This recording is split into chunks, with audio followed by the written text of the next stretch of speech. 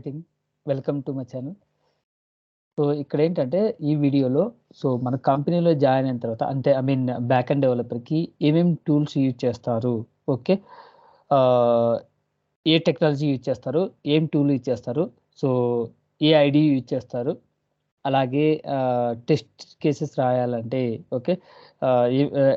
ఏమేమి framework use చేస్తారు? So దాంతో పాటు మనకు అజైల్ మెథడాలజీ ఫాలో అయ్యేటప్పుడు ఎలా ఫాలో అవుతాము? ఓకే. ఇలాంటి ఇన్ఫర్మేషన్ ఇక్కడ మీకు ఎక్స్‌ప్లెయిన్ చేయడానికి ట్రై చేస్తాను. సో ఈ ఇన్ఫర్మేషన్ ఏంటంటే మీకు కంపెనీలో జాయిన్ అయిన తర్వాత ఇన్ఫర్మేషన్ మీకు చాలా హెల్ప్ అవుతది. సో ప్రాజెక్ట్‌లో వర్క్ చేసేటప్పుడు. సో ఇక్కడేంటంటే ఫస్టు ఒకసారి స్క్రీన్ షేర్ చేయండి. ఓకే. సో ఇక్కడేంటంటే దీంట్లో చూడండి. So back end back end development technologies. Okay. So ఇక్కడేంటంటే దీంట్లో ఇవి first language Java. Okay. Java language. So spring boot, spring restful, spring boot development చేయాలంటే స్ప్రింగ్ వస్తేనే స్ప్రింగ్ బూట్ అప్లికేషన్ అనేది మనం ఇంప్లిమెంట్ చేయడానికి ఉంటది. సో నెక్స్ట్ ఏంటంటే restful application. So restful application మనకి అప్లికేషన్ 2 డిఫరెంట్ అప్లికేషన్స్ మీద డేటా ట్రాన్సాక్షన్ అవ్వడానికి 2 డిఫరెంట్ అప్లికేషన్ మీద నెట్వర్క్ త్రూ డేటా ట్రాన్సాక్షన్ అవ్వడానికి మనం రెస్ట్‌ఫుల్ అప్లికేషన్ అనేది యూజ్ చేస్తాము. సో దాని తర్వాత డేటాబేస్‌కి సంబంధించిన మన అప్లికేషన్ డేటాబేస్‌కి సంబంధించిన ఫ్లో ఉంటే సో డీబీ వాడాలనుకున్నప్పుడు డేటాబేస్ అనేది యూజ్ చేయాలి. సో దాంతో పాటు spring cloud, micro services, web services. Okay. So ఇవన్నీ కూడా బ్యాక్ ఎండ్ డెవలపర్‌కి యూజ్ అవుతాయి. So back end developer work చేయాలనుకున్నప్పుడు ఖచ్చితంగా ఇవన్నీ టెక్నాలజీస్ కూడా మాక్సిమం తెలిసుండాలి. So spring boot mandatory. So restful కూడా మ్యాండేటరీ ఇప్పుడు. సో వెబ్ సర్వీసెస్ మన ప్రాజెక్ట్‌లో వెబ్ సర్వీసెస్ యూజ్ చేస్తుంటే మనం వెబ్ సర్వీసెస్ అనేది యూజ్ చేయొచ్చు. లేదంటే మైక్రో సర్వీస్ దాంతో పాటు మైక్రో సర్వీస్ ఖచ్చితంగా ప్రతి ప్రాజెక్ట్‌లో కూడా ఇప్పుడు మైక్రో సర్వీస్ వాడుతున్నారు. సో డేటాబేస్‌కొచ్చేవరకు డేటాబేస్ మనకు మన లేయర్‌లో మన అప్లికేషన్‌లో డేటాబేస్ యూజ్ చేస్తుంటేనే డేటాబేస్ అనేది యూజ్ చేస్తాము. ఒరాకిల్, మైస్క్యూఎల్ లేకపోతే డేటాబేస్ అనేది అవసరం లేదు. సో ఇవి టెక్నాలజీ నేమ్స్. ఓకే. ఇంకోటి టూల్స్. ఏమేం టూల్స్ యూజ్ చేస్తారు బ్యాక్ ఎండ్ అప్లికేషన్‌లో అంటే సో మావెన్ యూజ్ చేస్తారు. సో గిట్ యూజ్ చేస్తారు. జెన్కిన్, జీరా. ఓకే. సో మావెన్ ఏంటంటే మనకు గ్రాడల్ గాని, మావెన్ గాని కోడ్ డెవలప్‌మెంట్ యూజ్ చేయడానికి యూజ్ చేస్తారు. మనకి ఇక్కడ ఏంటంటే మావెన్ యూజ్ చేస్తున్నాము. కోడ్ డెవలప్‌మెంట్ యూజ్ చేసి స్ప్రింగ్ బూట్ అప్లికేషన్ డెవలప్‌మెంట్ చేయడానికి. సో గిట్ యూజ్ చేస్తాము. గిట్ ఎందుకంటే మనకు ఒక సెంట్రల్ ప్లేస్‌లో కోడ్ మనం మెయింటైన్ చేయడానికి. ఓకే. మనం డెవలప్‌మెంట్ చేసిన కోడ్ ఒక సెంట్రల్ ప్లేస్‌లో మెయింటైన్ చేయడానికి గిట్ అనేది యూజ్ చేస్తాము. జెన్కిన్ పైప్‌లైన్ అనేది ఇది CI/CD tool. So deployment process కోసం యూజ్ చేస్తాము. జీరా అనేది డాష్‌బోర్డ్. ఓకే. సో ఇక్కడ మనకు ప్రతి టాస్క్ కూడా మనకు ప్రాజెక్ట్‌లో జాయిన్ అయిన తర్వాత మనకు అసైన్ అయ్యే ప్రతి టాస్క్ కూడా ఎక్కడ ఉంటదంటే సో జీరా డాష్‌బోర్డ్‌లో ఉంటది. సో జీరా డాష్‌బోర్డ్ అనేది మనకు యూజ్ చేస్తాము. సో దాంతో పాటు లాగ్ చెక్ చేయడానికి లాగ్4j అనేది యూజ్ చేస్తాము. సో పోస్ట్‌మెన్ ఏంటంటే మనకు యువ నుంచి ఏదైతే మనకు రిక్వెస్ట్ గాని బాడీ గాని ఏదైతే రిక్వెస్ట్ వస్తుందో యువ నుంచి సేమ్ బ్యాక్ ఎండ్‌కి హిట్ అయినప్పుడు సో సేమ్ యువ రిక్వెస్టే మనకు ఈ పోస్ట్‌మెన్ టూల్‌లో పాస్ చేసి మనం కోడ్ డెవలప్‌మెంట్ చేసిన తర్వాత మన కోడ్‌ని టెస్ట్ చేసుకుంటాం. ఓకే. సో అక్కడ మనకి యుఐ లేయర్ కింద యుఐ మాదిరిగా మనకు పోస్ట్‌మెన్ అనేది వర్క్ అవుతుంది. సో యుఐ అనేది చాలా యుఐ లేకుండా మనకు బ్యాక్ ఎండ్ అప్లికేషన్ టెస్ట్ చేయడానికి మనం ఇంప్లిమెంట్ చేసిన కోడ్‌ని టెస్ట్ చేయడానికి కుదరదు. సో పోస్ట్‌మెన్ అనేది ఖచ్చితంగా యూజ్ చేయాలి. ఓకే. సో దాంతో పాటు సోప్ ఏంటంటే మనకు వెబ్ సర్వీస్ యూజ్ చేసినప్పుడు సోప్ యూజ్ చేస్తే బెటర్. సో దాని తర్వాత ఎస్‌క్యూఎల్ డెవలపర్. డేటాబేస్ మీద క్వెరీస్ రాసేటప్పుడు okay. So SQL developer use చేస్తాము. సో ఎలా అయితే మనం జావా లాంగ్వేజ్ మీద మనకు ఏదైనా ఐడీ యూజ్ చేసి కోడ్ డెవలప్‌మెంట్ చేస్తున్నామో సేమ్ అదే విధంగా డేటాబేస్ మీద క్వెరీస్ రాసేటప్పుడు ఎస్‌క్యూఎల్ డెవలపర్ టూల్ యూజ్ చేస్తాం. ఓకే. సో ఇవి మనకు బ్యాక్ ఎండ్ డెవలపర్‌లో యూజ్ చేసే టూల్స్. దాని తర్వాత ఐడీస్. ఓకే. సో ఇక్కడ కొన్ని ఏవైనా సమ్ ఐడీస్ యూజ్ చేయొచ్చు. ఇక్కడ మార్కెట్‌లో మనకు డిఫరెంట్ ఐడీస్ ఉన్నాయి.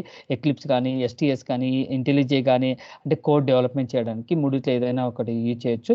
సో మనకు కమింగ్ వీడియోలో ఏంటంటే ఎస్‌టీఎస్ ఎలా యూజ్ చేయాలనేది ఎక్స్‌ప్లెయిన్ చేస్తాను. సో డేటాబేస్ మీద అయితే మనకి ఎస్‌క్యూఎల్ డెవలపర్ అంటే ఒరాకిల్‌కి అయితే ఎస్‌క్యూఎల్ డెవలపర్ యూజ్ చేస్తాము. అలా కాకుండా MySQLకి అయితే మనకు డిఫరెంట్ ఐడీస్ ఉన్నాయి. సో మన ప్రాజెక్ట్‌లో ఏ డేటాబేస్ యూజ్ చేస్తున్నారో దాన్ని బట్టి ఆ ఐడీ అనేది కూడా యూజ్ చేయాలి. ఓకే. సో ఇవి ఐడీస్.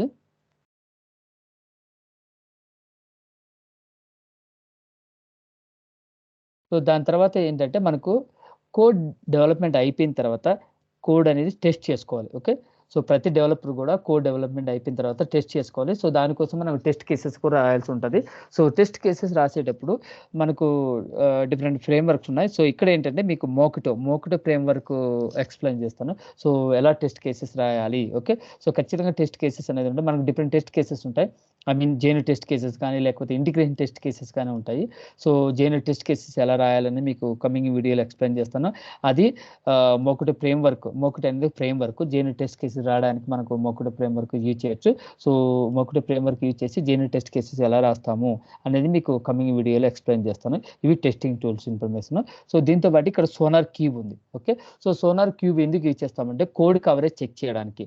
సో ప్రతి బ్యాంకింగ్ డొమైన్లో మనం కోడ్ డిప్లాయ్మెంట్ చేసేటప్పుడు, ప్రొడక్షన్లో డిప్లాయ్మెంట్ చేసేటప్పుడు సో కోడ్ కవరేజ్ కూడా ఖచ్చితంగా చెక్ చేసుకుంటారు. సో కోడ్ కవరేజ్ చెక్ చేసుకోవడానికి మేబీ 70 అబోవ్ కానీ 80 అబోవ్ కానీ 90 అబోవ్ కానీ కోడ్ కవర్ అనేది మనం చూపించాలి. ఓకే. సో నా క్యూబ్ యూజ్ చేసి మనం ఆ ప్రాసెస్ అనేది చెక్ చేస్తాము. సో అది కూడా మీకు కమింగ్ వీడియోలో ఎట్లా ఏం కదా అనేది మీకు ఎక్స్ప్లెయిన్ చేస్తాను. సో ఇది మీకు టెస్టింగ్ లెవెల్లో యూజ్ చేసే సమ్ టూల్స్. సో దాని తర్వాత మనకేంటంటే ప్రతి ప్రాజెక్ట్‌లో కూడా ఇప్పుడు అజైల్ మెథడాలజీ ఫాలో అవుతారు. సో అజైల్ మెథడాలజీ ఫాలో అయినప్పుడు సో ఎలా ఉంటది? ఓకే. సో ఆ ప్రాసెస్ ఎలా ఉంటది? ఏం కథ అనేది చిన్న స్లైడ్ రూపంలో ఇక్కడ మీకు సమ్ పాయింట్స్ మెన్షన్ చేశాను. సో మన ప్రాజెక్ట్ ప్రతిరోజు కూడా డే స్టార్ట్ అయిన నుంచి ఓకే స్ప్రింట్ స్టార్ట్ అయినప్పటి నుంచి ఎండ్ అయ్యేంత వరకు మనకు అజైల్ మెథడాలజీ అనేది ఫాలో అవుతాము. ప్రతి ప్రాజెక్టులు ఇప్పుడు అజైల్ మెథడాలజీ ఫాలో అవుతున్నారు. సో అజైల్ మెథడాలజీ ఫాలో అయ్యేటప్పుడు ఏమేమి పాయింట్స్ ఉంటాయంటే లైక్ ఇక్కడ మెన్షన్ చేసిన పాయింట్స్ మనకు ఫాలో అవ్వాల్సి ఉంటుంది. సో ఫస్ట్ ఏంటంటే ప్లాన్. ఓకే. సో ప్లాన్ చేయాలి, తర్వాత డిజైన్ చేయాలి, దాని తర్వాత డెవలప్మెంట్ చేయాలి, దాని తర్వాత టెస్టింగ్ చేయాలి. డెవలప్మెంట్ అయిపోయిన తర్వాత సో డిప్లాయ్మెంట్ చేయాలి. సో డిప్లాయ్మెంట్ చేయాలి, దాని తర్వాత రివ్యూ చేయాలి. రివ్యూ అయిన తర్వాత మనకు లాంచింగ్ చేయాలి, ప్రొడక్షన్లో లాంచ్ చేయాలి. ఓకే. సో ఈ పాయింట్స్ మనం ఫాలో అవుతాము అజైల్ మెథడాలజీ మనం ఫాలో అయినప్పుడు.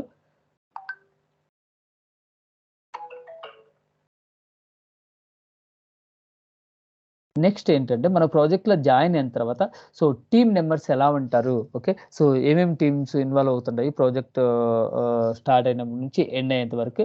సో ఎవరో టీమ్ మెంబర్స్ ఉంటారు. ఓకే. సో ఆ డీటెయిల్స్ కూడా ఇక్కడ మీకు ప్రొవైడ్ చేస్తున్నాను. సో ఇక్కడ ఏంటంటే ప్రతి అప్లికేషన్‌లో కూడా యూఐ టీమ్ ఉంటది. అలాగే బ్యాకెండ్ టీమ్ ఉంటది. సో డేటాబేస్ టీమ్ ఉంటది. సో డెవలప్మెంట్ టీమ్ ఉంటది. Okay. Sorry UI team, backend team, database team, deployment team ఉంటది, టెస్టింగ్ టీమ్ ఉంటది, క్లయింట్ ఉంటది. ఓకే. సో క్లయింట్ ఉంటారు. సో ఇక్కడ ఏంటంటే ఇక్కడ మెన్షన్ చేసిన పాయింట్‌లలో సో యూఐ టీమ్ ఖచ్చితంగా ఉంటారు. So backend team. దాని తర్వాత database team and deployment team చెప్పాను కదా! సో ఒక్కొక్కసారి ఏమవుతుందంటే మన ప్రాజెక్ట్‌లో డేటాబేస్ టీమ్ ఉంటారు, లేకపోతే ఉండకపోవచ్చు. సో ఒకవేళ డేటాబేస్ టీమ్ లేదు అంటే ఏం చేస్తారంటే బ్యాకెండ్ డెవలపరే ఈ డేటాబేస్ ప్రాసెస్ కూడా హ్యాండిల్ చేస్తారు. అలాగే డిప్లాయ్మెంట్ ప్రాసెస్. ఓకే. డిప్లాయ్మెంట్ ప్రాసెస్‌లో ఎవరు ఉంటారంటే డెవాప్ టీమ్ ఉంటారు. ఓకే. సో డెవాప్ టీమ్స్ ఉంటారు. సో డెవాప్ టీమ్స్ ఒకవేళ సెపరేట్‌గా డిప్లాయ్మెంట్ ప్రాసెస్‌కు డెవాప్ టీమ్ లేదు అంటే సో ఆ ప్రాసెస్ కూడా ఎవరు హ్యాండిల్ చేస్తారంటే సో బ్యాకెండ్ డెవలపరే హ్యాండిల్ చేస్తాడు. ఓకే. సో ఈ 2 టీమ్ మెంబర్స్ కూడా ఆప్షనల్ అన్నమాట. ఉండొచ్చు, ఉండకపోవచ్చు.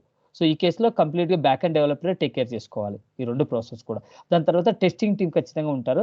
సో డెవలప్మెంట్ అయిపోయిన తర్వాత ఓకే. సో మనం కోడ్ డెవలప్మెంట్ చేసిన తర్వాత టెస్టింగ్ టీమ్ ఏం చేస్తారంటే కోడ్ టెస్ట్ చేస్తారు. సో కోడ్ టెస్ట్ చేసిన తర్వాత సో టెస్టింగ్ టీమ్ ఏం చేస్తారంటే క్లయింట్‌కి డెమో ఇస్తాడు. ఓకే. సో క్లయింట్‌కి డెమో ఇచ్చిన తర్వాత క్లయింట్ ఫైనలైజ్ చేసిన తర్వాతే ఓకే. సో ఏదైతే మన ఫంక్షనాలిటీ ఆ పర్టిక్యులర్ స్ప్రింట్‌లో మనం డెవలప్మెంట్ చేస్తున్నామో సో ఆ ఫంక్షనాలిటీ అనేది ఓకే. టెస్టింగ్ టీము క్లయింట్‌కి డెమో ఇచ్చిన తర్వాత ప్రాపర్‌గా వర్క్ అవుతుందని క్లయింట్ ఫైనలైజ్ చేసిన తర్వాత ఏం చేస్తామంటే మనం ప్రొడక్షన్‌లో డిప్లాయ్మెంట్ చేస్తాం. సో ఫైనల్‌గా చేసేది ఏంటంటే డిప్లాయ్మెంట్ ప్రాసెస్. ప్రొడక్షన్‌లో డిప్లాయ్మెంట్ చేస్తాం ప్రాజెక్ట్‌ని. ఓకే. సో ఇది మనకు టీమ్ మెంబర్స్‌కి సంబంధించిన డీటెయిల్స్. సో దాంతో బట్టి ప్రొడక్ట్ ఓనర్ ఉంటాడు. ఓకే. సో ఇక్కడేంటంటే ఇంకోటి దీని scrum master, right. Okay. So scrum master ఏంటంటే మెయిన్ కీ రోల్ ఎవరు ప్లే చేస్తారంటే స్క్రమ్ మాస్టర్. ఎందుకంటే మనకు ప్రాజెక్ట్ స్టార్ట్ అయినప్పటి నుంచి ఎండింగ్ వరకు ప్రతి మీటింగ్ డీటెయిల్స్ ప్రతిదీ కూడా ఎవరే హ్యాండిల్ చేస్తారంటే స్క్రమ్ మాస్టరే హ్యాండిల్ చేస్తాడు. సో క్లయింట్స్ మీటింగ్ కావాలన్నా లేకపోతే ఇంటర్నల్ మీటింగ్స్ అయినా ఏవైనా సరే స్క్రమ్ మాస్టరే హ్యాండిల్ చేస్తాడు. ఓకే. సో ఇంకొకటి స్టాండప్ కాల్స్ ఉంటాయి. ఎవ్రీ డే కూడా స్టాండప్ కాల్స్ ఉంటాయి.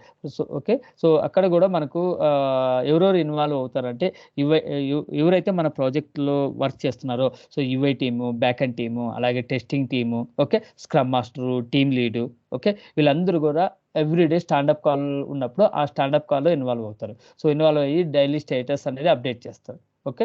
సో ఫైనల్‌గా మనం డెవలప్‌మెంట్ చేసిన తర్వాత టెస్టింగ్ టీమ్ క్లయింట్‌కి డెమో ఇచ్చిన తర్వాత క్లయింట్ ఫైనలైజ్ చేస్తేనే మనం చేసిన ఫంక్షనాలిటీ చెక్ చేసి ఫైనలైజ్ చేస్తేనే అప్పుడు మనకు ఫంక్షనాలిటీ అనేది ప్రొడక్షన్‌లో మూవ్ చేస్తాం. ఓకే. ఇది మీకు కంప్లీట్‌గా ఓవరాల్‌గా అయ్యే ప్రాసెస్ ఇన్ రియల్ టైమ్‌లో. ఓకే. సో ఇవన్నీ గూడా మీకు ఈ స్లైడ్‌లో ఎక్స్‌ప్లెయిన్ చేసిన ప్రతి టూల్ గాని, ప్రతి టెక్నాలజీ గాని, అలాగే టెస్టింగ్ టూల్ గాని, ఓకే, ప్రతి ప్రాసెస్ కూడా మీకు కమింగ్ వీడియోలో ఒక్కొక్కటి మీకు ఎక్స్‌ప్లెయిన్ చేయడానికి ట్రై చేస్తాను. సో అప్పుడేమవుతుందంటే మీకు ఐ మీన్ ఎక్స్‌పీరియన్స్ క్యాండిడేట్ కానీ, ఫ్రెషర్స్ క్యాండిడేట్ కానీ కంపెనీలో జాయిన్ అయిన తర్వాత వర్క్ ఎలా స్టార్ట్ చేస్తారు? ఓకే. సో ఏ విధంగా స్టార్ట్ చేస్తారు? వర్క్ స్టార్ట్ చేయడానికి ఏం టూల్స్ ఎక్కడెక్కడ వాడతారు? ఏం కథ? అది మీకు చాలా హెల్ప్ అవుతది. సో దానికోసమని మెయిన్ ఉద్దేశ్యం ఏంటంటే రియల్ టైమ్‌లో వర్క్ ఎన్విరాన్మెంట్ ఎలా ఉంటది? ఓకే. సో ఎలా వర్క్ స్టార్ట్ చేయాలి? ఎలా కంప్లీట్ చేయాలి? టెస్టింగ్ ఎలా రాయాలి? డిప్లాయ్‌మెంట్ ప్రాసెస్ ఎలా చేయాలి? ఇలాంటి ప్రతి ఇన్ఫర్మేషన్ కూడా మీకు ఇక్కడ ఈ ఛానెల్‌లో మీకు ప్రొవైడ్ చేయడానికి ట్రై చేస్తాను. ప్రతిది కూడా మీకు కమింగ్ వీడియోలో ఎక్స్‌ప్లెయిన్ చేస్తాను. ఓకే. సో ఇది కంప్లీట్ ఇన్ఫర్మేషన్ ఈ వీడియోలో ప్రొవైడ్ చేసే information. Okay. Okay. Thank you team.